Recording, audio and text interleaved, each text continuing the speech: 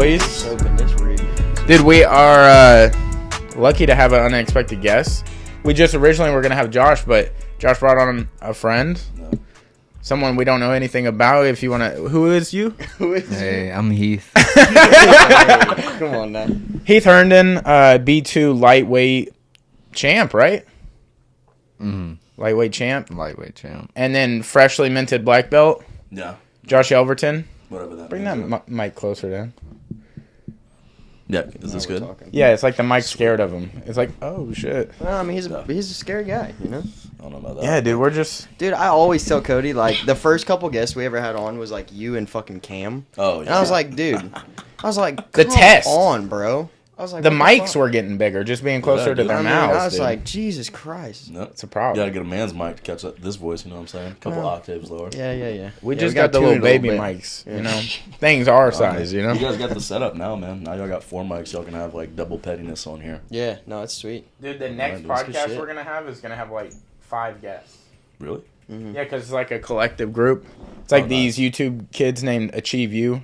They go to, like, campuses and they read, like, cards off to people. They're like, truth or dare. And then it'll be like, dare, okay, go kiss this girl. Or, like, truth, it'll be like, when was the last time you cried? But they made a gift card set thing for people to challenge people in their lives. And they're blowing up on everything. So it's kind of like TikTok content. Like Yeah, exactly. Yeah. Exactly. That's kind of cool, though. Yeah, and they... It's cool that they did something with it. Like, went the step further and did the game. Like that. And like that. Yeah, I like love actually- that side of it. Is And that it's not just clickbait. They're actually Right. going somewhere with it. Yeah. That's pretty cool. And they go on, like, college tours. They just got... I think they went, like, from California to Florida. Like, they finished on FSU's campus. Oh, so they're like a cross-country thing? Yeah, I mean, Oh, I don't shit. think they work Yeah. anymore. I know I don't some think of they the... work anymore. There's, in the group, it's, like, a set of triplets. And they all worked at Publix, like... Yeah. in town, and I don't think they work So anymore. wait. So they're originally local, Yeah. and then they blew up, and they've been going cross country. Yeah, but, I mean, they all still live locally, but they just like They kind of tore around and So they're kind of like Casey in that way. yeah, Nice. Yeah. Nice. yeah, That's pretty sick. yeah. it's good shit. That TikTok, that's a whole different type of genre, dude. I don't know. I don't even know how, because there's no blueprint for like some of these No. people. Yeah, and there's no, but I feel like that's the way for any social media. Nobody really knows what the fuck's going on. You know what I mean? It's like I feel like some of them you kind of have an idea of how to work the algorithm or whatnot to maybe make your shit blow up a little bit more. But like, Yeah. I feel like nobody really fucking knows. Is it a lot of luck? Yeah, it's just luck. I think Yeah. you know what it is. It's like nobody knows their exact style until you start doing something, and then sometimes people gravitate to that style. Like Yeah. Lewis Black, the stand-up comic, nobody really did his style before him, and then he blew up off of that. Yeah. Like people don't Everybody do have things their own before. niche, you know what I'm saying? Like that. Sean Yeah. told me that a long time ago. He was like, everybody has like a character flaw, but everybody also has their little niche, like the thing that makes them like, you know, Yeah. valuable or cool or whatever, marketable. So like, he told me, he's like, Chase is that everybody just loves Chase. Chase is like a teddy bear. Like everybody loves him. If you hate Chase, fuck you. Yeah, Chase is like a home-cooked meal. Yeah, exactly. Like, this is Everybody nice. That's the best way you everybody could loves describe Chase. Chase. Yeah. I'm not going front. And You he's just like, look God forward to damn. seeing And Chase. Sean was Yeah. like, mine is that I'm like super technical, you know, like I have an eye for like, technical details. I'm very detail oriented. He goes, yours, Josh, is that you're a fucking asshole and you say the worst things to people and people think you're being funny when you're really not. You're just, you're genuinely like saying some hateful shit. And people are like, oh, look, that's funny as hell. He's like, yeah, but you're not. You say hateful things and they come off funny. And I was like, yeah, you're right. I should totally like blow up on that. And I did a podcast like a few years back, and it was like, people were like, oh, that's fun. That's hilarious. Keep doing. If we did that podcast now, we'd get canceled in a heartbeat. Yeah. Like I'd be buried. Like I'd be on some Kanye shit. They'd kick me off Twitter, Facebook, Instagram. But now I have this weird thing now where I can't even really like. I have to be careful how I market my shit on like not TikTok. I don't even really do the TikTok thing because I'm on there like just to creep, but I don't post anything really just because I'm like I'm not gonna do a bunch of weird TikTok dances and bullshit. But on Facebook and IG, I get banned all the fucking time, dude. Yeah. Sometimes it's warranted. What's your memes? Yeah, well, I also. But like, do you create them? Huh? Do you create the memes? Some of them, a lot of them, I just steal. Yeah, so Yeah, just steal. but That's do what- you but even that's- steal? Do you steal memes? Is that a Dude, thing? I listen, think you I just feel pass like- them around. Like, Yeah. check this shit You know, out. This like is if it's funny. on the internet. I farm them. You know? Yeah, it's like Yeah. Yeah, You're I waiting farm till these people are just ripe enough that these will just hit. Yeah, but I'd also do this shit where sometimes it's warranted because, like, for instance, like this fucking asshole the other day was posting some dumb shit on Casey Overby's. Yes, let's get We into wanna this. get This into was it. on the dude, podcast. and we Yeah. just Little I've been guy just got cyber- attacked. I've been was- cyberbullying this dude for like 2 days now, and I'm like, either you're gonna take a fight with me, take a match with me, you're gonna apologize to Casey, or maybe I'll get lucky and see your feet dangling from a ceiling fan or something. You know, like. And he Yeah. said, "Hit up Sorry. Seth, fight to win." And then he say somebody else hit him up and was like ready to sign. It's like Jamie Sullivan from Summit. Yeah. oh Summit, yeah. Yeah, so the thing was, he was like, it was really weird. It's this rando guy. Saying a We sweep just- wouldn't work. It's just saying that a wing sweep wouldn't work, which, I mean, in context, it does. It's context to everything, right? Yeah. So, and then he's like, oh, yeah, well, hit it on me. I'll bet $3K that I'll make you tap to pressure, this and that. And he goes, have a match with me. And then Casey's like, look, if you're betting $3K on whether or not I hit the sweep on you and we have a match, you're just going to spend the whole match Avoiding that one yeah, position, so I don't even get the chance to use it. It's not hard to do. He's like, but if you just want to bet $3K on a match, then sure, we can do a match. Fine. And then when Casey goes to like talk to him, the dude's like, I bet you're a white belt. You're probably not even a black belt. If you're not a high level black belt, get the fuck out of my DMs. And then Casey was like, Like, well, dude, you approach us, dude. yeah, well, he's like, Hey, man. well, he's like, I do know a couple high level black belts. So enter me, Elijah Carlton, Ryan Aiken. Which has just started to get hilarious, sir. Oh, Yeah, because me, Elijah, and Ryan are like, let's just bully this dude and just make him look like a bitch until he kind of like He's relents. got to do something. Well, yeah, but so he, either gotta but you fucking- can't do that with dumb people Well- because dumb people don't know Well, when. here's the thing: is he relent. kept, when I got on there, he kept saying to me and Ryan, he goes, "I'm a pro grappler. You guys pay to play," and I'm like, "Bro, we're actually pro grapplers." And Yeah. I actually like Googled this dude. I couldn't find any pro grappling. I couldn't find anything about him on a fight to win card. The only thing I could find is a 1-3 pro MMA record. I'm like, what fucking con Yeah. world are we? I'm not gonna lie. I Yeah. did check out his page. Yeah, Yeah, I so- went and looked, And I it looked, wasn't. I was scrolling. I wouldn't say it's all- impressive enough to be talking shit. You know, No. it's not like yo. And I'm wasn't gonna. he saying that he trained for like 17 years or something? No, like, or I've 20 trained something for years? 17 years. And he said, I've trained 21 years, 3 sessions a day, Yeah. this and that. I'm like, so you've trained since you were 6 years old, never had to work a job, never had to go to school, Yeah. never had to, nothing? Oh, okay. All right. You think you'd have a little more money or something by now? Yeah. Well, that's the thing is, so Ryan was like, The yo, Rutolos are really doing what you're so saying. Yeah. Ryan Aiken was like, yo, 3K bet, we'll run this. And then he's like, oh yeah, well, my bet was for your butt buddy, talking about Derek and Casey. He's like, but, I can get 3K to put down for my sponsors. Then Jamie, and you guys can vouch because I posted all this on my Yeah. story. Everybody saw it. I posted it on my IG story and my Facebook story because everybody loves it when I post that shit. Everybody loves to see me cyberbully bullies. Right? So I posted it, and he's like, no, they took it out of context. I'll do a match, but I'm not betting 3K. And I'm like, what's the matter? I thought you were pro and rolling in money. And then we're like, well, fine, we'll just have a match with him. Then he goes, well, better yet, why don't you motherfuckers fight me in MMA? I'm like, why?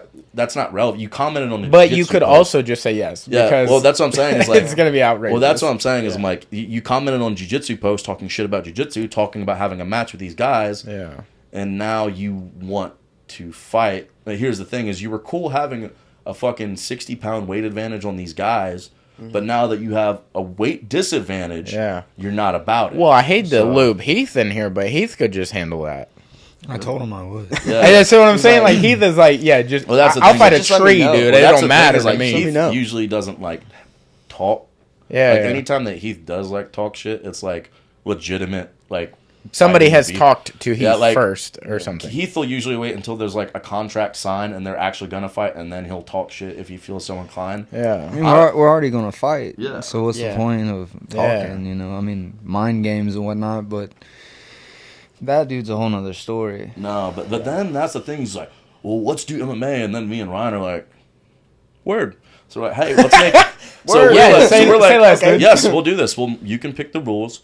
We'll pick the location. We were actually gonna talk and do it on Brock's thing out there on the res. Oh, that'd be sick. Yeah, I talked to Brock Friday, and he's like, y'all can do it on my card. And I'm like, sweet. And I was like, we told the guy, like, let's do it bare knuckle, no gloves. And just, last man standing. I saw that talk start, and I kind of got out from that point. No, and from then he never responded to any other messages. I sent him like 4 DMs, and he wouldn't respond, just left me on red. And then I started commenting on his posts, his own posts, bullying him. Because he made like a post of him rear naked choking a guy with his head on the wrong side. And I was like, this is real high level grappling, dude. Jesus, I'm frightened. Bro. I'm really scared. I'm like, I don't realize if you know this, but like, you are talking shit to the worst people. Because if you don't fight me, I'm just going to bully you until, you know, you kind of like shut up. Or like, here's the thing is, I don't have this sense of shame that people have on the internet. Yeah. Right? If, you know, if something really bad happened to that guy, I would laugh my ass off and I wouldn't feel bad because he's a douchebag. You literally just want to go around the internet bullying people and then you kind of like back up. That's the thing about the internet, and that's the only part that I find kind of addictive is it's not even fighting. It's checking dumb motherfuckers is just like a drug to me. I don't know if it's like comes from an unhealthy place, if it's like a narcissistic thing. Probably not the healthiest of places. I don't know. Yeah. Like, but it's just like You feel like you're making the world a little bit But better. the fact that you know that that's what it is. One less fake motherfucker at a time. Yeah. And I mean, that. the fucking internet is literally built off of people like that. So you just have like your pickings. You're just like, who do I want to fuck with today? Well, it's the thing is, man, like, I usually don't really fuck. Even if I see an idiot, I don't really say anything until they start fucking with my people. Yeah. Like when you fuck with, even if you fuck with me, I'm just like, I don't really care. Like I can turn the internet off and just. He's say, like fuck you. the other guy is like a step further than that. Like he sees people that aren't even attached to him. Like little guy just didn't say shit to them. No. And I don't think has any relationship or like following or anything with them. Right. And then he must have just saw him on like an explore page and was like, this would never work. But what in you makes you feel like I need to stop? Because they're not doing things where they're like, and you're falling. Yeah. They're doing technical things. Yeah. Whether or not it's going to work in an exact scenario, it's timing, it's angle, it's precision when you're pulling the move. But like these people are calling things out that are like, this is a real thing. It's not like this. Yeah, it's not like I don't know how to translate this to audio, but like you're not pushing. McDojo type. Yeah, McDojo is perfect. Man, well, here's my thing, and I think this is genuinely like one of my. This is the thing that probably pisses me off the most about the internet. I remember, and we've talked about this before. That's a broad subject. Yeah, no, I'm not. But you'll What get pisses what me I'm off about the to say. most about the internet. Well, you'll get what I'm about to say, and it's really prevalent on TikTok and IG. What you're seeing on like Instagram, even when you guys look at my page, you're not seeing like, you know, Josh Yelverton. You're seeing Yelvo. You're seeing. I'm not posting the shittiest parts of my day on Instagram. I'm not posting the struggles. I'm posting like the pics of us like chilling after class or like you know like after competition, us like hanging out. Like I'm posting the good shit. I'm showing you, the thing about that people fail to understand about the internet is that it's not real life. It's the ego. Yeah. And I'm using the ego to market the brand or my gym or whatever it is I'm trying to put out there. Most people aren't even really marketing anything except their dick. They're trying to get laid off the internet and impress the opposite sex. Yeah. And, shit like that. So with me, peacocking. Yeah, exactly. Which is fine, whatever, as long as you know what you're doing. Yeah. Don't hurt I think people. we've all done that in some capacity before. Yeah. Dude, back in MySpace, I used to post the fucking pictures where I was like, emo and shit. just like fucking Dude, that's lyrics that so don't make you, sense. dude. I'd just be like, That's so dude, my you. life is so dark like the sky. And I'm like, dude, I live in a trailer. That's the darkest part of my life. Like, But no, man, like the thing that pisses me off is it's okay to like not post everything. yeah. Like I don't expect you to post like your deepest, darkest thoughts or post your relationship problems or post like your family issues. Of course, you're going to post positive stuff because that's what you want people to see and that's what you want people to think of when they think about you. But I hate when people fucking lie or like pose on the internet, dude. Yeah. Like this fucking guy, dude. He's like picking on them, acting like he's this high level grappler. And I was like, well, technically this wing sweep is sumigashi because it's a corner reversal. Yeah. Anytime that you sweep someone from butterfly over the corner, it's subcategorized sumigashi.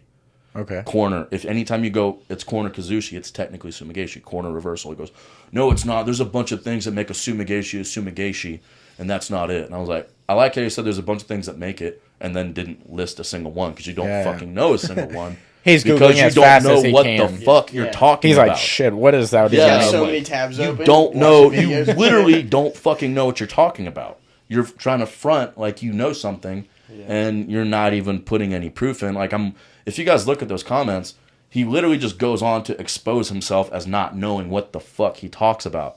It's the same thing as like chicks that fucking they post pictures of themselves with all the makeup on and then like photoshopped and with the filter, and then the dudes that post themselves with a picture of them next to a nice car that's not really theirs, and like it's the same fucking thing, dude. You're acting like you're something you're not, and it pisses me the fuck off. It makes me want to kill people. Next time in the Sorry, did I comments, say that out loud? you're fine, dude. Heath, you want to chime in on that? What is the meme where the guy's saying like he's talking to the girl and she's like, "Oh, I'm a Instagram model," and he's like, "Oh, I'm a Call soldier. of Duty Call of Duty. soldier." Yeah. That's what It's I'm exactly thinking it, yeah. while you're saying all that. It's the same shit. It just drives me. You should fucking just mad. post in the comments like, dummy says what? Like those old things. Like, Yeah. still guessing what? Yeah. What? Man, that's the thing. And bro, fucking Sean told me this a while back. He's like, Josh, you spend way too much time just fucking with these people. And I used to do it very angrily. And nowadays, I'm literally just laughing. Like the entire time I'm fucking with that dude and bullying him, I'm laughing my ass off. Like, You know what you should do? This is a good master plan. Have him send a voice memo because you have such a calm, demeaning voice, and then set up the fight that way. Because this dude's gonna think he can smash you because your voice is so like calm, and you're like, man, I would just beat you up. I'll give Heath a couple of these. Just say it like that. I don't want to do it anymore. Yeah, dude, but like, I don't know, like, usually I'm just kind of chill nowadays when I do it. I'm just laughing. I do it really as a form of entertainment. But Elijah Carlton, if you guys, Where's this guy though? The troll from? Where is he at? I think Pennsylvania. Oh, so he's not even close to any of them. No. Because Elijah and Ryan are in Atlanta, right? Yeah, but Elijah's the one where Elijah doesn't even try to make sense when he talks shit. He's just like, suck my dick. Fuck you. I'm going to come to your house. I'm going to shit on your floor. I'm going to shit on your dog. I'm going to shit on you. Like, I'm gonna shit on- just like, that's rough. Like, he just goes all out, like, just saying the most retarded shit. Like,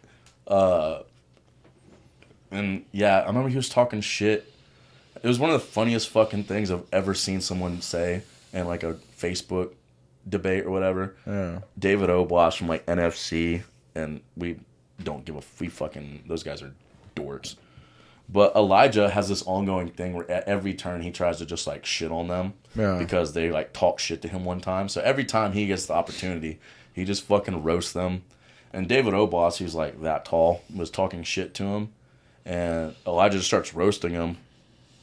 Just saying nonsensical shit like, fuck you, you're a dwarf, I'm going to fuck you up, I'm going to shit on your house, I'm going to shit on you, like this and that, and, you know, blow me. And then fucking Oblast said, please stop saying mean things to me. And Elijah commented and said, that should be on our this shirt. is what Elijah Please stop saying replied, mean and this is things on Facebook for everybody to see, including his fucking family. Comments and goes, and this is on Facebook. I don't know how the fuck I get kicked off all the time, but Elijah doesn't. He comments and goes, please put my large penis in that tiny dwarf mouth. Wow. I'm not fucking kidding you. This is the shit Elijah says on Facebook. So why doesn't Elijah have merch? Just himself He put out should, merch. Bro. He's got an incredible brand. yeah. Stop saying mean things to me. That should be his That shirt. should be like tweets. Yeah, and like, a, stop saying dude, mean it'd be things so to me. good. Well, what's funny is that like Elijah was the bad guy, and now and he's a very successful bad guy. Like, Dude, he should have never. He should have never changed the name. I love that. The bad guy. Like that's such a good one. everyone- I mean, the I know whole- Jabroni now, well, but like, Jabroni's fitting, but the thing was, everybody's like, "Well, Chael Sonnen's already that." And I'm like, guys, Elijah's way more of a fucking bad guy than Chael Sonnen. I'm sorry. Yeah. If you ever met Elijah, like, he's a menace. there's also been. He's a menace. Oh, dude, he's great. Yeah. He's my brother. He's one of the best people you'll ever meet. Yeah. But he's a downright fucking delinquent. Yeah. And I love it. Yeah. He's what you guys need to have on this podcast. Better yet, have him and Ryan at the same time. I think we're having Chase and either Ryan or Elijah on at the same time when they're down here for the. See, this is Chase. Well, that'll end up being a good one. But Chase, It'll be like sugar and But spice. that's the thing is Yeah, Chase yeah. is so wholesome Yeah. that he might be able to mask whatever filth one of those two brings to the table. Yeah. If as opposed to if you just had fucking Ryan and Elijah, it would just go viral. Yeah. I'm not joking. Like those two are. So They what- live together now too, which is fucking crazy. Oh no. Who? They're in the same house together? Yeah, A lot- Yeah, No. yeah, dude. Y'all need How's that Chase house to still live in that standing? house to just kind of maintain, Mellow like, it out. all right, we need to start doing our dishes and like maybe putting our clothes up. Chase don't want nothing to do with that. Yeah. No, don't. I can imagine. Yeah. he's How probably- how does it feel being a part of the Sinister Six? Like, how's that feel being a part of that like group of people all to be elevated at the same time? Like, Pretty because hon- you it's- all it's a have big your honor. own little personality. Yeah, it's a big honor, man. I didn't expect it to happen. We all knew that, but deep, like, we didn't know, but all of us could feel it that Chase was going to get his, but we all didn't Yeah. know that we were all going to get promoted at the same time like that. Kind of makes sense because we're like all, you know, the OGs and stuff. Yeah. But yeah, like in a way, it doesn't really feel much different. But It doesn't feel like you thought. yeah, because like, Because it doesn't click overnight. It's not like, No, oh, dude, I dude, won like, the it's Super Bowl still- or I got my black belt. well, it's still because I remember when I was a fucking white belt trying to Yeah. get there, you know what I'm saying? So it still doesn't quite feel real. And also on the flip side, it still feels, on a weird way, it still kind of feels like almost like a dream in a way. Because like I go around and people are like, yeah, 10th win at black belt. And I'm like, wait, what? Who? Oh, Yeah. yeah, that's me. Yeah. And you Still started hasn't set in completely yet. under Sean, right? White to black under Sean. That's wild. Yep. That's crazy. That's wild. Yep. And I got, and it's really weird now, man, because like I started training with Sean when he was a blue belt. And I watched Sean get his purple, his brown, and his black. And now it's like I'm promoting people myself. Yeah. You know what I'm saying? Yeah. I've promoted guys all the way up to brown, and it's like, dude, this is so weird. Yeah. Like it feels really weird. Yeah. It's cool, but it's weird. I'm like, dude, How long have you been training now? it'll be from the very first time I ever trained, which was MMA. It'll be 17 years on March 1st. Wow, that's awesome, dude. Over half my life, dude.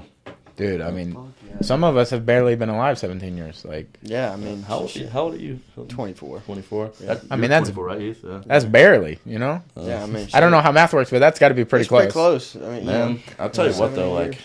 I've been. That's the thing though, is that like I've trained dumb and I've trained smart.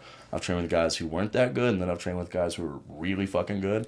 So I've seen a lot, and I try to tell that coaching is so fucking frustrating, dude. Yeah. Yeah. Like really, like you're trying to give everything and the insight to some of your students without trying to boss them around. Like, look, guys, it feels like a parent, like being a parent, almost like, look, I've been where you're at before. I know what you're doing. It's not gonna work out. You should do this instead. And they're like, no, I got it, dude. You don't know what it's like. And then they fuck something up, and you're like, I tried telling you. Yeah. yeah, you know. what Now I'm you saying? can't walk, so Yeah, well, that's on you. not even that, but like some of the guys kind of get it. The more mature they get, like I Yeah. used to tell Jordan all the time. Jordan is basically like my little brother, and I would tell him, "Hey, man, that's not gonna work. You don't know what you're talking about, Josh." I'm like, yeah, fuck it, I don't know what I'm talking about, and then you know he figured it Yeah. out. So What would be like your biggest like advice to give to somebody that you think you've learned over the time, like that you could impart to somebody that just started off or maybe is a white belt and they're like, yo, I'm hitting a plateau. I don't know that I'll ever see a color. someone that's like hitting plateau, what do I say to them? Or like, what's your biggest thing that you've taken away from jiu-jitsu that might help somebody stay the course? Like, Stay the course. Set healthy goals. You know, because that's the thing. Everybody wants to. I see all this stuff like on TikTok, and like not TikTok but Instagram and social media. I see it all over the place where they're like, you know, fuck motivation. Motivation's fleeting. You need to have discipline. I'm like, you're right, but not quite. Like, discipline's the backup generator, dude. If you're not motivated to do something, it's because you don't have a reason to do it, you know? Like, for me, doing jiu-jitsu is like, I love jiu-jitsu. It's what I want to do for a career. It's what I want to do for the rest of my life. I want to have my own gym. I want to have students. I want to do this. I want to do that. So I always had goals. And sometimes you get burnt out, but that's okay. And having goals is what gets you through the burnout. yeah. You know what I'm saying? As opposed to if you're just doing this over and over and over and over and you don't fucking know why. Yeah. You know, and here's the thing is when you set those goals, like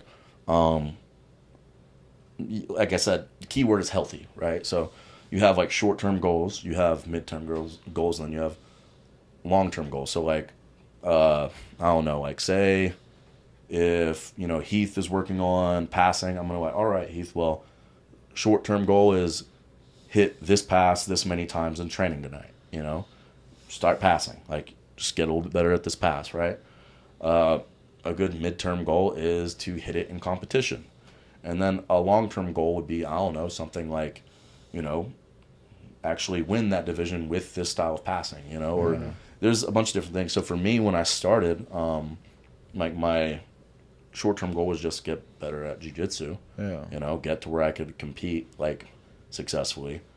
You know, midterm was like, you know, actually like rank up. I never really chased belts, but just ranking up in general. Yeah. And then long-term was have my own gym, teach students, stuff like that. Yeah.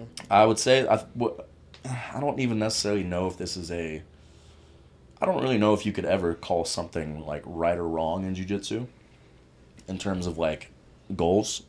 I will say that I never chased a belt. We all care about the belts. Yeah. You know? Yeah. I think that is what entices you once you first start to be like, this is like an instant goal that you can just look at it and be like, that is easy to just put your focus on and like go after. Well, I mean, if you're doing jiu-jitsu solely, then it probably means, I don't know, like, One thing I've noticed from the belt is, for instance, I've called a lot of people out for getting faults promoted, right? It's You're doing the Islam approach. Okay, Fake black but belts. hear me out. So I've built up a lot of pressure on my shoulders from doing that, and I finally get my purple belt. Yeah. Well, now it's like, let's watch Heath. So it motivates me to, you know, tighten To up, live so up to to that speak. standard, Yeah, yeah. it's like I have to be halfway decent, or anything I'm saying isn't valid, you know. Yeah. Being that MMA is like your primary form of competition, you compete in jiu-jitsu too, but most of your competition's in MMA. Would you say that the belts like mattered a little less to you, or is it still the same? Yeah, and you know, my start was high school wrestling, you know, and so there's no belt, and you know, I'm taking down blue belts and purples sometimes in my first couple of classes, so it's like, well, what does the belt matter? And Yeah, then y'all win trophies and medals, correct? Like Right. state championships. Right. But like when somebody says a state championship about like wrestling or weightlifting, you really are like, you don't really show it off with a belt or something. You're just like, I am a state champion. Yeah. Yeah. Like you can tell by my an athlete, technique, yeah. my moves. Like that's what is so different too. It's like y'all don't carry belts, which I think would be cool. So If you could just rock a belt. But that's dude. kind of what I'm saying, right? So like, there's this saying that you hear everybody who gets to black belt, like, now it really begins. And I was like, what the fuck are you even talking about? Yeah. Like, of course we're gonna keep training, but whatever. But now I realize after getting the belt that you really, even subconsciously, because I never really chased any of the belts, like you don't really realize how much those belts motivate you. Even I never chased any of my promotions with the exception of black belt because I had to. I'll explain that in a bit, but you don't realize how much they motivate you and how much it means when you get that acknowledgement and get that next rank or whatever. Yeah. So for that reason, I never really set the belts as a goal for me.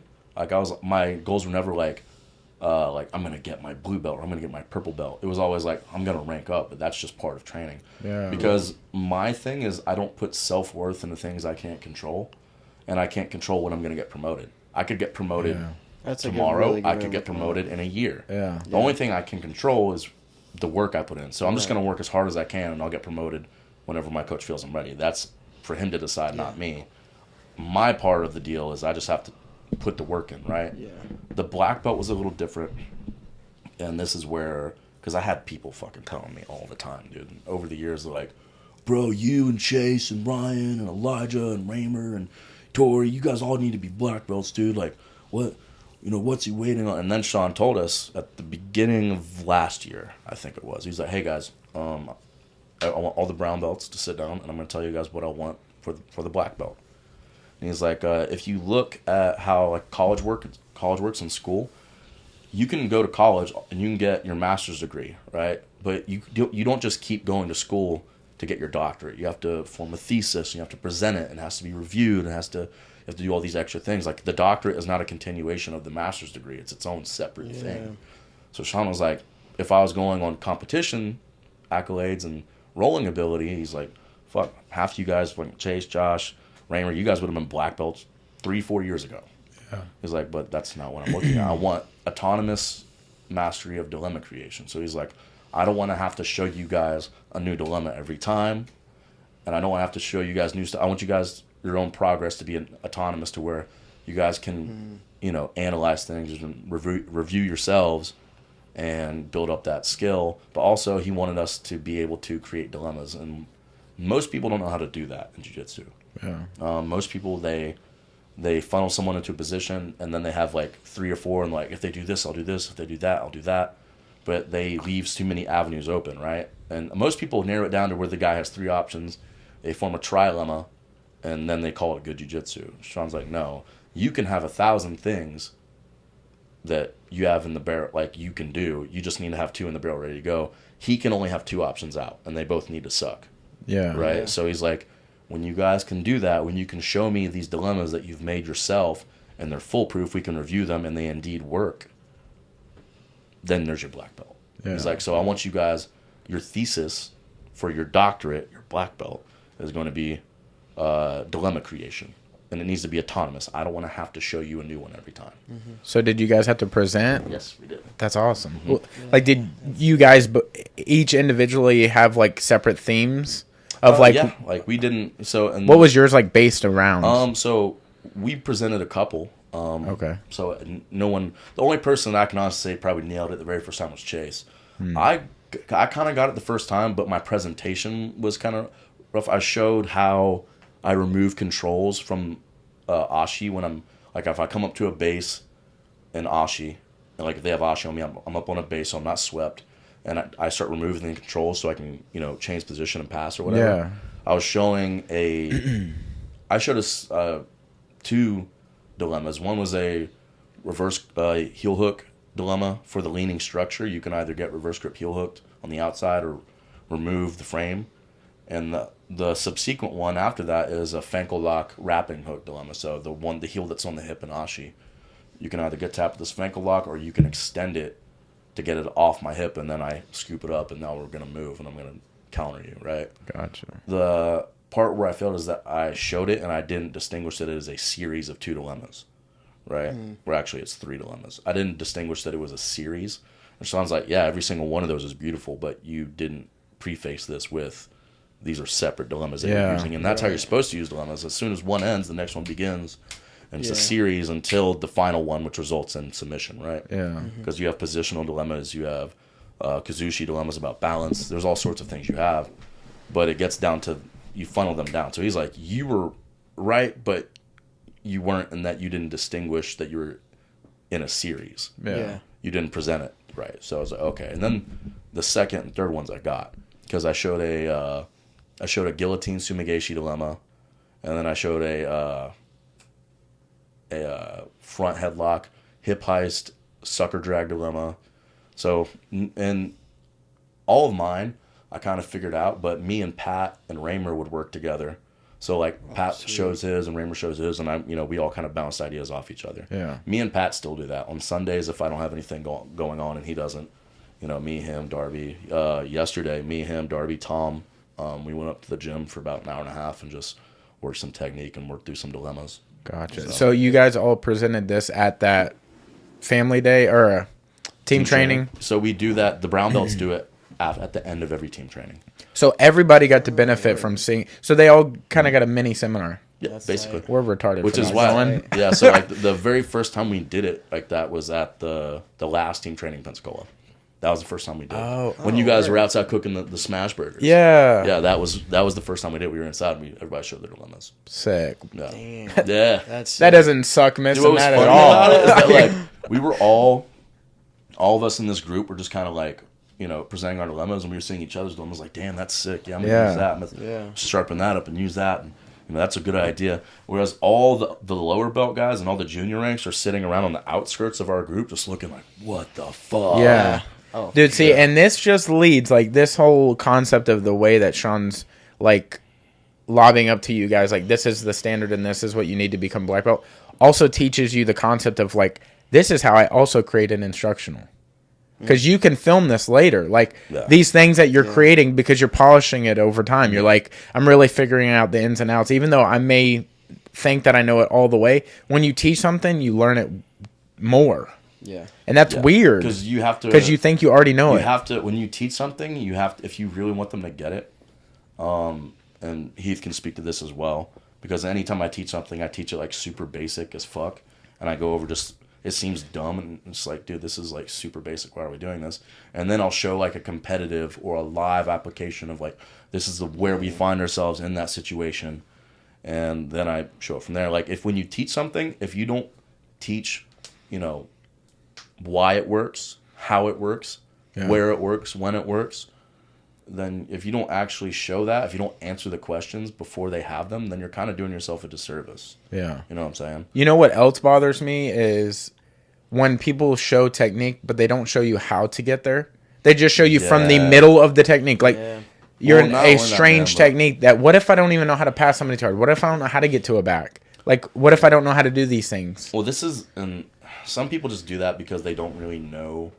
Like, they're just not as good at teaching. Yeah. And then some people in the community, I'm not going to say any names, do that because they want you to keep buying those DVDs. They want you to keep buying these instructionals. Because if I show you how your car works, the next time it fucks up, you can pop the hood open and kind of get in there yourself and maybe figure some shit. You might be able to fix it yourself without even having to ask me. As opposed to if I just fix the part for you, and then you're driving your car and something else breaks, you're like, fuck, I gotta go to Josh. Here you go, Josh. Here's another $50 or whatever. Yeah. Fix my car. Sweet, dude.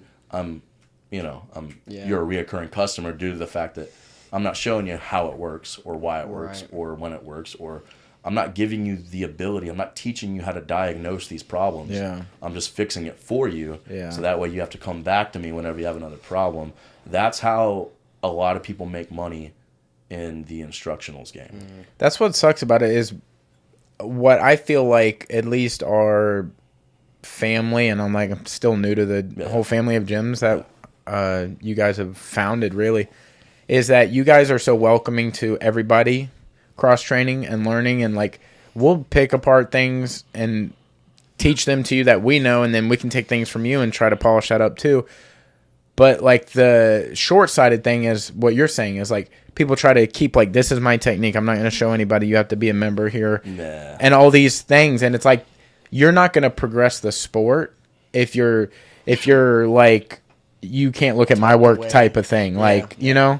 The way I see it, man, is like everything I have, like all my jiu-jitsu came from somewhere else. Yeah. It was all taught to me, or I learned it by observing something. Nobody just knew jiu-jitsu. Yeah, you know what I'm saying? Well, back in the day, someone had to figure this shit out, but it wasn't even one person. Everybody kind of elaborated. Yeah, that's what I'm saying. Jiu-jitsu is what it is today because of millions of people elaborating on this one thing, right? Yeah. So that's kind of what it is. And anytime, that's why I've had visitors, and I mean, my guys and my students, you guys have seen people try to come in and like, take my shit and go somewhere else and teach it, and and that's probably happened to anybody who's taught a class before. Yeah. Like I've had guys that have come in and like I've taught a class and they're like, oh shit, and they try to take it and teach it without even really knowing how it works. I'm like, don't get me wrong, like I'm not upset about that because I mean, even if I showed you the technique and you teach it, you're not me. You don't have the same teaching ability that I have. And you can't express it. Right. And that's the number one. You can't unfold can't even pull it off. Yeah. It's like Roy Jones. He can show you how he knocks people out. You can't move like him. Yeah. You're not built like him. Same with Josh. Yeah. It's not it's really what people are buying into is the median. The person that can teach. Like, it's not exactly the technique. Like, you can go anywhere and learn jiu-jitsu. Like, we can learn a leg lock or a body lock pass or anything from anyone. But the qualities are different based on the teacher. Yeah, the teaching. And like, how much do you really know this technique? And for me, when a teacher can break something down, like dumb it down, like the how, the why, anybody can understand how this is accomplished and why you would be in, you know what I mean? Like for me, it's the connection between being at this level and breaking it down to a level that anybody can consume and understand. And for me, that's like the game changer. When I first started training with him, he made a good point. Something he said most of our stuff we've hit in competition. And I think that says a lot as well. True, Show me you hitting in comp, like there's no argument to that. Or roll with me and hit it on me. Right. Yeah. Or that. I try to make that a point sometimes when I roll with all the guys at night class. Whenever I'm teaching, I try to make it a point to like hit them with it and see, you know what I'm saying? Here you go. Yeah. So with things like that, that's another big thing. But also when someone takes my shit and like teaches it, I'm like, that's fine because it's not just my shit. I use it, but that doesn't make it mine. You know? Yeah. It's like, you know, I swim. Are you gonna get mad because I went to the beach yesterday? Like, you're swimming in my ocean. I'm like, bro, it's not fucking yours. Nobody like, owns jujitsu. So we just whack, rent dude. it while we Like, can still move. Yeah, I'm like, dude, it's not even really like. I don't have that weird possession thing with like techniques because it's just fucking dumb. And even the only time I think it's like bad etiquette is if you take something somewhere and teach it, and you don't really think to give any like honorable mention. Yeah, like I learned, you know, a lot of crucifix stuff. Like all my crucifix stuff, of course, Sean and a couple. You know, I watched some Barrett Yoshida, but probably the biggest guy who influenced my crucifix game was Adlai Cleveland. You know, he's a very high level catch wrestler. He's a 10th planet black belt. Well, so he's got so many good tricks from there. He actually once taught a crucifix seminar on Easter weekend. So fun fact, he did that at 10th Planet Decatur. I was like, hey man, some of the most savage shit ever. Hey man, that's a little close. You know? So he at least wait 3 days later. You know? Yeah. Hey, I'm just saying. But yeah, man. So like, that's kind of the thing with people teaching shit. Like, you don't even have to do that, and I don't really get upset about it. And also, let's say I do teach this guy, you know, who's visiting from another local gym this technique, and he does get it down really well, and he does go to another, you know, gym or whatever and spread around, and they get it. Let's say they all get it, they cinch it, and it works like a charm, and now they're using it against us. Ooh. That just means that everybody in here needs to get their shit together and train harder and get better and find a counter. Like, it makes everybody grow because that's another thing, man, is, and this is something... The community around here has gotten a lot better over the years. There's still like some little shit here and there, but I remember when the community around here was toxic as fuck, dude. Man. But at least now, even there's some people that don't like other people. There's this weird misconception that if like two people are competing or the two teams are rivals, that it's like we gotta talk. Like, dude, rivalry. We gotta hate each other. Rivalry. We don't have to. Dude. Yeah. Rivalry, like a rising tide raises all ships. Like, if me and you both train hard and then we face each other in MMA or in jiu-jitsu. I mean, I'd win that, but whatever. Go ahead. And, you know, like, it doesn't, like, regardless of if you win or I win, we both trained hard. We both got better because of that match or that, you know, competition. Like, that's not an unhealthy thing. And all that's the super people, healthy. And all the people in your gym that are helping you train for that, too, are also having to get tested. And, like, so it's like, dude. Yeah. That's the best. In all honesty, if you guys, this is a little hack for you guys listening. The quickest way to get good at jiu-jitsu is to compete as much as possible. Yeah. I'm not lying to you. That's the best way. Yeah. It's consistency and putting it to the test. Like, of course. If you don't have, you can't really have one without the other. Like, you can put it to the test, and maybe you're just a prodigy, and you don't have to train that much. But eventually, that's going to catch up to you, and you're going to start getting injured, or you're just not going to be able to perform to the best of your. Quit talking about me. Damn, my shoulder hurt when you said that. Like, my bad, burning my ears a little bit. You know what I'm saying? Felt that one deep. Fuck, man. What did it feel like, talking to Heath real quick, winning that title back in August? Like, what does the future look like for you in the short? Yes, sir. Yeah, it was great. It's one of those things where, like, I feel like it's graduating high school or getting your license when you turn 16. Like, man, when I was a kid, this is what I wanted to do. Like, I always seen myself getting an amateur belt. Like, yeah, of course. So I think we all saw that coming. Well, I mean, yeah. But it was a big deal, you know. Yeah. And B2 is actually like they're a pretty big feeder league to the UFC. So yeah, I mean, it was a great performance. Big accolade, yeah, and it was first round, right? It was second. But you got the first round 10-9 though, yeah. I think so. Because you threw him in the first or the second round. I think I threw him in the first, and then stayed on top, and we stood up, and then knocked him down in the second. Emmanuel Harris is good too. Yeah, you know, he's strong. He's way stronger than he looked. That's the thing that a lot of guys don't realize is that in a lot of these, especially these regional amateur championship fights, you'll have guys fighting for these titles that, don't get me wrong, they train hard and whatnot, but they'll have like negative records. You know what I'm saying? But both Heath and Emmanuel both had positive records going in that fight. They're both on a tear. Yeah. So it's. pretty impressive. So what does that look like moving forward? Are you turning pro soon, or that's the plan. I want to sharpen a few things and take some time before making that step, because it does go to 0-0 and you want to be ready. It's like going into the draft too early, you know what I mean? Yeah, that's true. Is there anything you feel like you want to accomplish before you go pro? Is there any belt left that you're like, hey, I for sure want to get this? I really wanted to get my purple belt, and Max Mustaki gave me that, and Shout out. Really cool. Yeah, for sure. Max is a legend in this. As far as I've been around, I've heard Max, and then I trained with him, so I'm aware. But he's done some phenomenal shit with Heath and Brennan, bro. Yeah, he's gotten them pretty far. Yeah, I know. He's really spent a lot of time with us, and like we'll be rolling, and he will literally stop and, hey, put your hand here, a 2-inch difference, and then explain it. And not a lot of people do that, and it's cool. Yeah. Yeah, man. Well, do you have any plans for when you do go pro? Like, is there a league or somebody you're gonna try to do your first fight with, as far as like organization? No, not necessarily. I don't have anything set in stone, so to speak.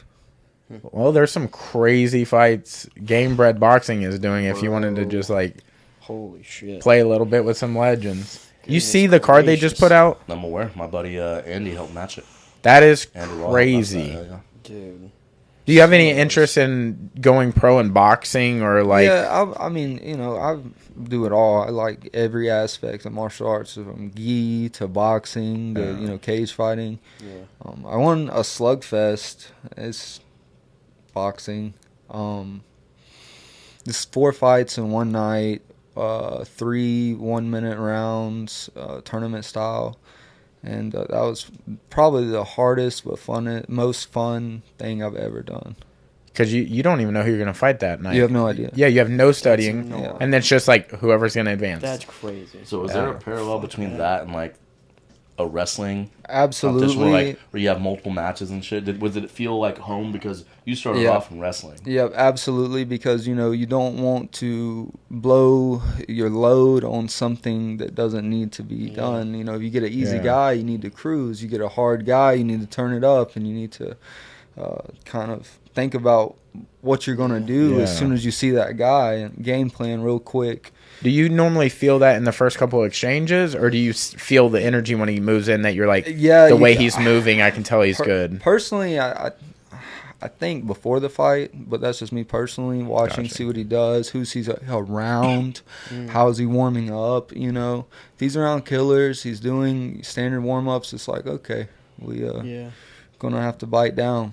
It's like, but if he's over there doing jumping jacks with some idiot, exactly, hitting him in the face with a focus mitt, and then he's exactly, probably all right. Yeah.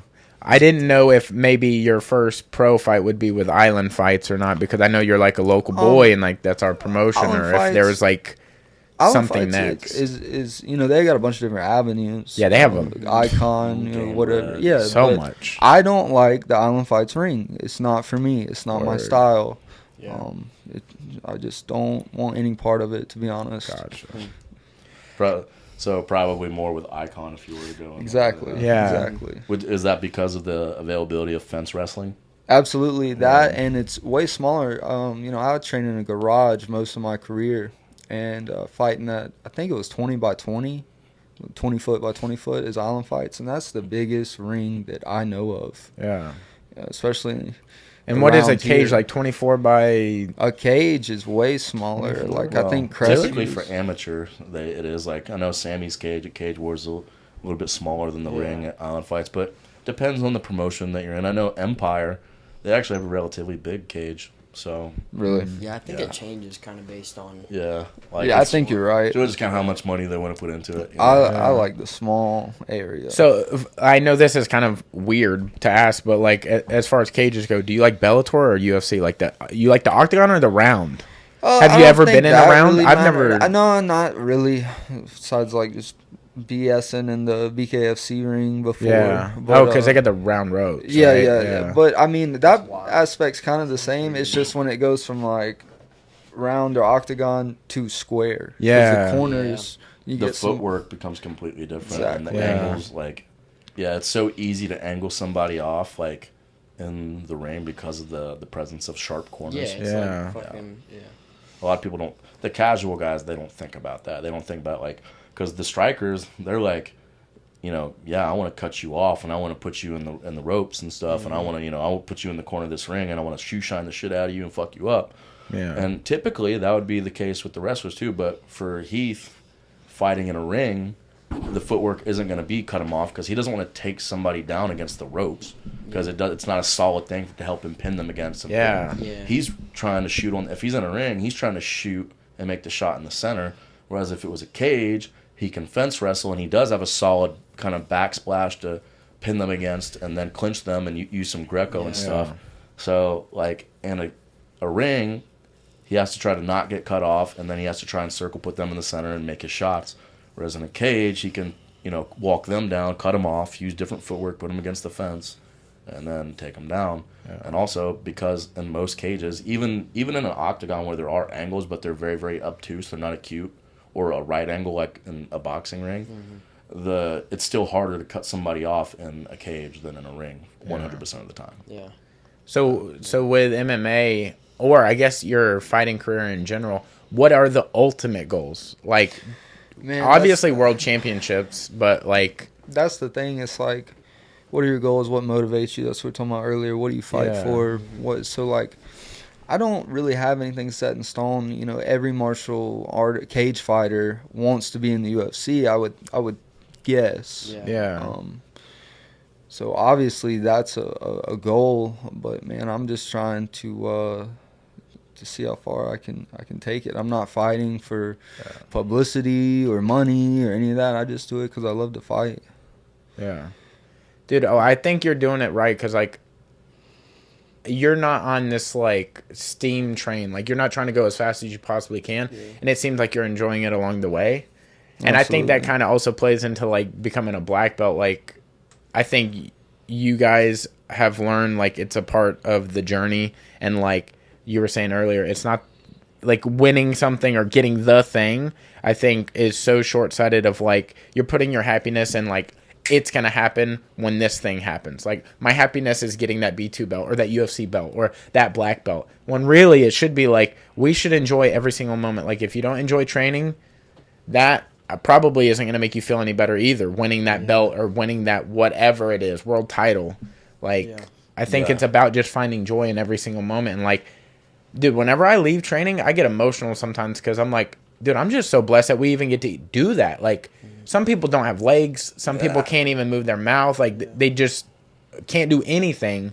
So I'm just like leaving training sometimes, and it makes me cry a little bit because I'm like, dude, I'm just so happy that I found this and I'm able to do it. I'm so... That's one of the most important things you could ever be is grateful. Yeah. There's people that like, and I remind myself of that all the time. I think I talked about it on the last time I was here. There have been times where like, man, I'm at the gym literally all day from like 9 a.m. and it's like, I'm about to teach night class. I'm like, fuck, dude, I just want to go home and chill and eat and rest. And then I'm like, bro, I got pretty much all my students, they're working for the city or they're working, a service industry job or they're doing construction or, and then I got guys like Tom who, runs like a fishing charter and stuff. And it's like all these guys have super taxing, tiring jobs and they get done with their job instead of being like, thank God I get to go home. They're like, fuck yeah, dude, I get to go train tonight. Like, the biggest part of their day is they get to come learn jiu-jitsu from me. I'm like, what a shithead I have to be to like, be like, damn, this sucks. I don't want to be here. I'm like, that's super sick, dude. But the highlight of somebody's long work day is when they get done, they get to come hang out with me and learn jiu-jitsu. Isn't that sick? You know what I'm saying? Yeah. Dude, it's unbelievable. Like, I've said this to him before, but it's crazy what people get used to. And that is, like, in every sense of the word. Like, there's people that literally are born into, like, sex cults or things like that and get raped every day. And that's just, like, what they know to be normal. There are some people that are, like, Kevin Beering. Like, he's just born to be a savant in jiu-jitsu. Like... Who knew? Like, that's just... But to him, it probably doesn't seem that crazy. Or to them tribes or, like, whatever's going on over there. Like, there's tribes in, I think it's Ecuador, that just fuck goats. That's part of their culture. And there's You wanna nothing... visit There's Ecuador? nothing wild. Dude, hey, Yeah, they just grew up. Doing we it. brought this up before on the Yeah. podcast, but Oh, it's yeah. Vice did a documentary on them. Oh yeah. Like, they went I they did went see to that. their... Or they fuck donkeys or something. Or don't they? something Yeah, like that. Yeah, I remember that. And they're shit. like, that's her. And they interviewed this little kid that maybe 9. this is back before Vice started to suck. This was like old Yeah, school. yeah. Vice. Yeah, this is was like when Vice So the first dude started. would go 15 there years and ago. he literally filmed and he's going over there to fuck that donkey in the bush. And like the little kids would have fucked many donkeys.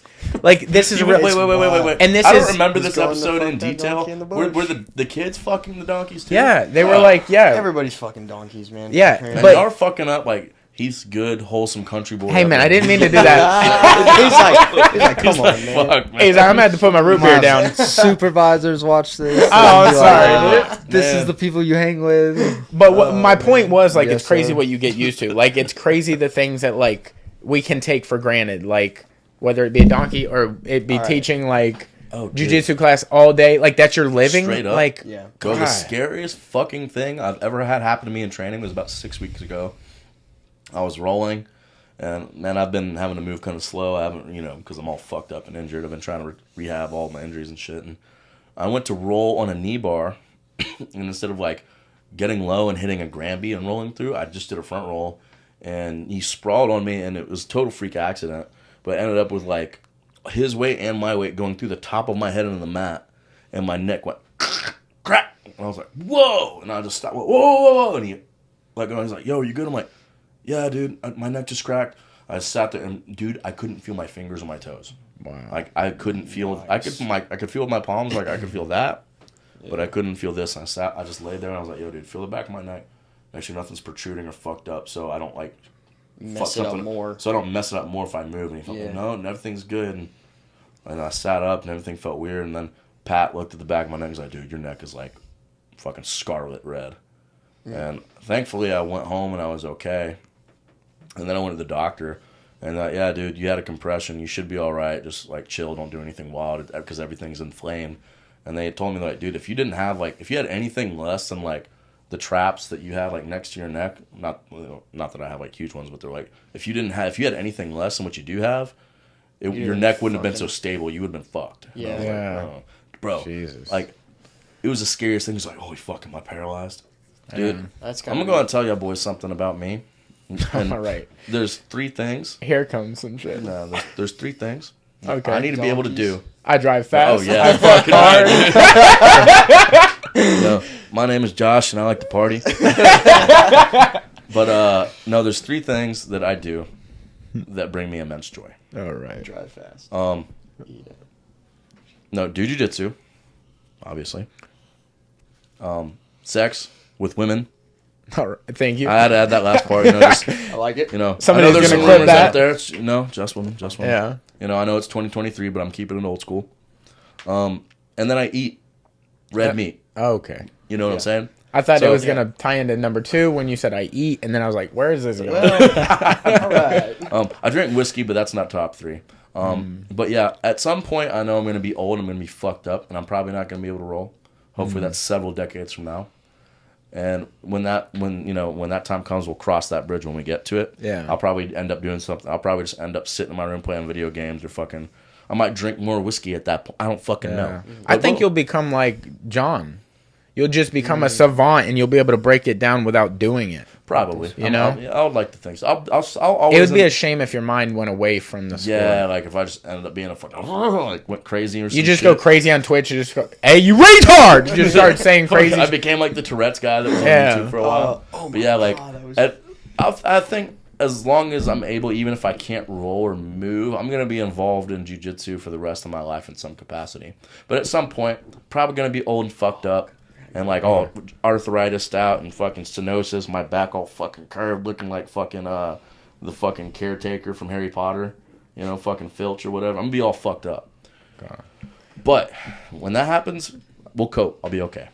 Word. But if I ever can't have sex or can't eat red meat, if I ever get bit by like a Lone Star tick or something, y'all check on me. I'm probably gonna try to kill myself soon after. Real shit.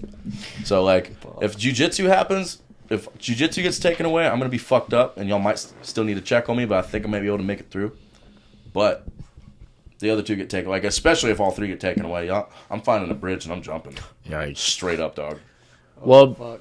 I wanted to congratulate you on becoming a 10th planet again. I know it was like a little bit of an absence there, but you became a black belt, so you were able to do it again. That's sick, awesome. Man. That's big news. Congratulations on being the B2 lightweight champion. That's also fucking awesome and big. Thank you. We actually got to get out of here because he's got I gotta go. business Meetings and meetings. things. Yeah, I feel. Oh, you're doing the realtor thing, yeah? Yeah, man. Hey, man. Yeah. Everything going smooth? It's been good, man. Nah, it's it's been good to hear, bro. I love Good it, to dude. hear. I love it. So yeah, I gotta get up out of here. Let's do these reads real quick. Okay. Go ahead. If you want, like we were talking, Josh's 10th planet, but he used to be Kuzushi Club. I guess you still are. The It's Kazushi just- Club exists within 10th Planet. Yeah. So it's like our niche. But if you are locally in Pensacola and you want to go to a Kuzushi Club, there is one in Pensacola. It's right next to the Domino's on Scenic. You got Derek Overby, Casey Overby. If you want to talk shit and actually roll with the little guy jits, they are there. They are indeed That there. is the HQ of little guy jits. They're there with bells on. Yeah. Yeah, so pull up and fucking run it, you know? Pull up and fucking run. They will sweep you any which way. They'll TP you. They'll do all sorts of crazy shit. They Casey are head two little scissor guy. rascals. Casey head scissored a guy at Naga, unconscious. Yeah, no, he's Yeah. Head scissors. Yeah, Like, no. that shit that's not he's, supposed to work. he's a little problem. Oh, yeah. Yeah. If you leave training, say you aren't locally and you're not going to go to the 10th Planet in Foley, or I guess in Gulf Shores. In Foley, there's Panacea Martial Arts. They do family classes, so anywhere from, I think they start off at 4 or 5 years old, and then they go up until you can't fucking breathe anymore. Yep. That old. They do it all. Also, Tony just got his black belt last year, man. so literally the area is just getting Fucking built poppin', up and bro. built up and built up. If you're there on a Wednesday, Rich Shimoleski. teaches the no-gi class. He also runs a lifestyle experiment. Thank you for saying his name. I always wondered how to pronounce his I name. don't know I if felt it's really right. bad that I I really didn't know don't. But Listen, we've had him on for him to explain it, and he explained it, and we lost it as soon as he left. yeah. Yeah, but great So guy, we're just- sick gear. I felt Yeah. bad about not being Yeah. able to No, pronounce his yeah. name. He's got sick gear. If you want to pick up some of that stuff on Wednesdays, he teaches no-gi beginner and no-gi advanced. Also, a little plug spot if you want to plug yours real quick. Your rolling gear. Oh yeah. This is Rolling True. It's I guess it would be local. Yeah. They sponsor me. It's a jiu-jitsu company. They've got all kinds of like sick gis and no gi stuff, and it's kind of it's original. You'll have to check them out. Yeah. What's the website? Rolling True. You'll have to just type it in, look it up, read all about it. Word. Okay, check that out. Also, if you want a lifestyle experiment, it's alefl.com. He's dropping stuff new all the time. What could they do if they're fucking hungry? Man, they go to Rusty Spoon, dog. All right. Rusty Strain, man. Down at Emerald Public Brewing Company. You know, I mean, we've talked about him all the fucking time. He's a great dude. His food is even fucking better. They're working on a bunch of really, really cool shit right now. I know they're working on a new menu, too. But they've got a lot of shit in the pipeline as far as maybe some other ventures. Hey. So I'm not going to let the dog out yet. But They are literally going to be riding it until the wheels fall off, But you would say. You could say something I don't know, like, maybe. I don't know. I've heard. But yeah, they're doing a lot of really cool shit down there. So y'all, yeah, go check them out. They're located downtown Emerald Public Brewing Company. They're all the fucking time. Yes. And yeah, definitely go check them out. They're the shit. Now, as you can see, 3 of us on this podcast, if you're watching, I know some of us just listen audio, and I mean, check out the YouTube, you know what I'm saying? Yeah, and subscribe. But if and you comment. are watching, you see 3 of us hooligans have tattoos that are visible. Do you have any tattoos, I Heath? have none. No tattoos. Well, we got to ruin your life a little bit, because at Sacred Grounds ruin your life. Tattoos, you either go to Johnny Mumbles or you can go to Chauncey. They both, well, some would say ruin your life, but I think it's a blessing in disguise because you look cool even when you're not. You see what I'm saying? Yeah. You see Exhibit what I A. got going on here. Exhibit A. Yeah. It's like a cool graphic on a shirt that doesn't fit. You know what I'm saying? Yeah, It's yeah, like yeah. the shirt is really cool. Yeah. Doesn't fit the person. Right. You know what I'm saying? Yeah.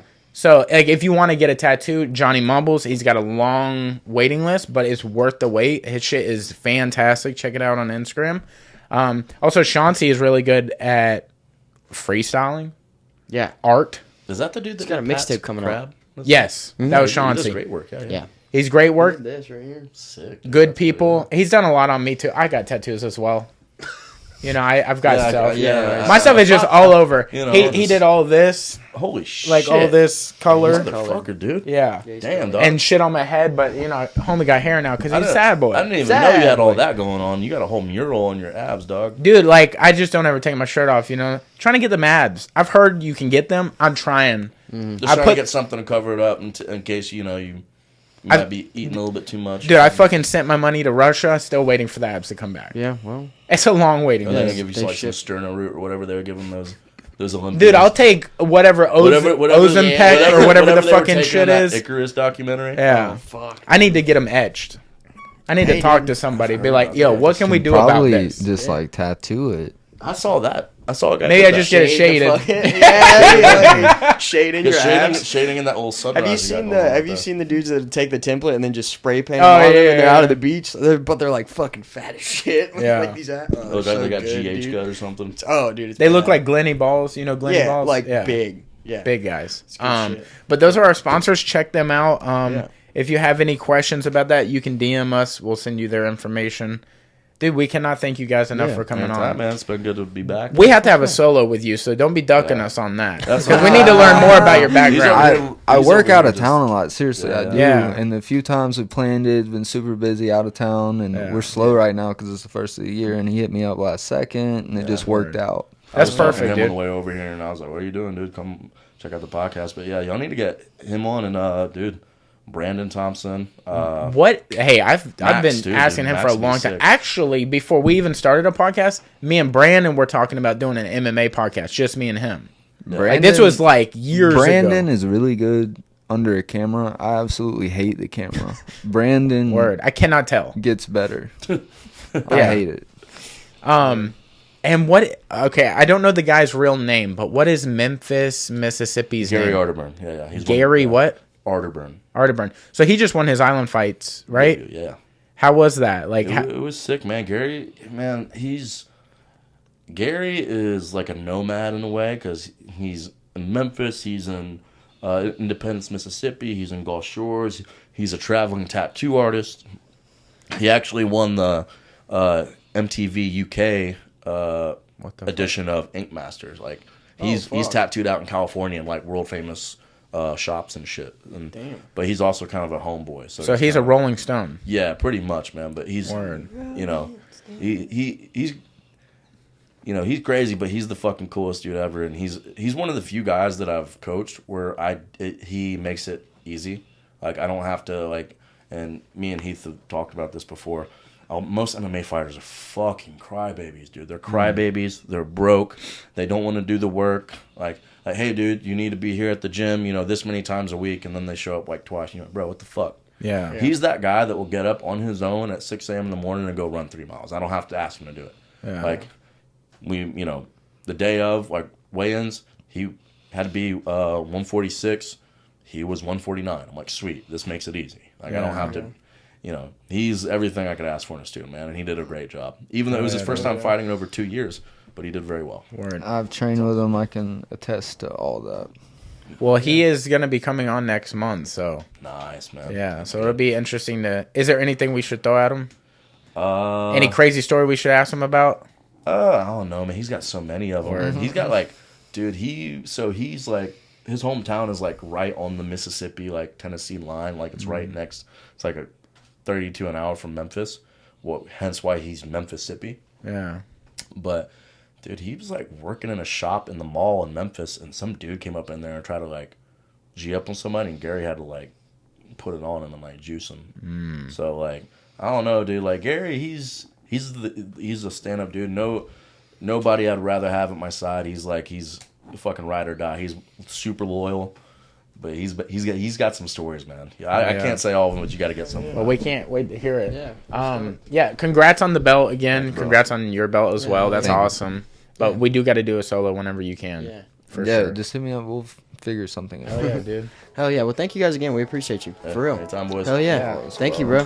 Well, thank you guys for watching. Thank you guys for listening. We're getting the fuck up out of here. We love you. Yee! Later, guys. Yee yee.